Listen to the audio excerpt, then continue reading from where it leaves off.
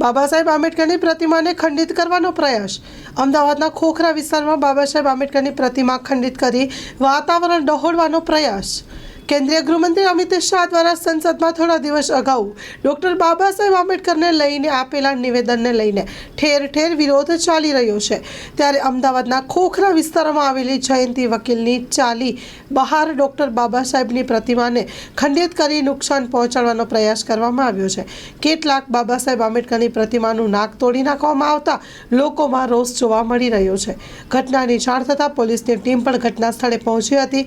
ત્યારબાદ સ્થાનિક લોકોનું ટોળું ખોખરા પોલીસ સ્ટેશને પહોંચ્યું હતું। ફરિયાદ નોંધાવી છે।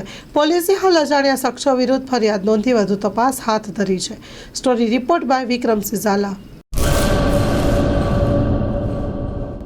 લોન પર ફોન 15 વર્ષ જૂનું ગુરુ મોબાઈલ એન્ડ ઇલેક્ટ્રોનિક્સ।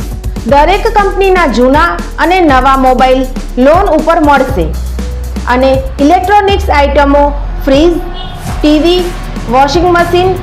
ગુરુ મોબાઈલ એન્ડ ઇલેક્ટ્રોનિક્સ સંતોષી માતાના મંદિર પાસે અને અમારી અન્ય બ્રાન્ચ ગુરુ મોબાઈલ પોઈન્ટ આભા હોટલ નીચે પેટ્રોલ પંપ સામે ભુજ। તો મેળવો લોન પે ફોન અને તમામ ઇલેક્ટ્રોનિક્સ એપ્લાયન્સીસ।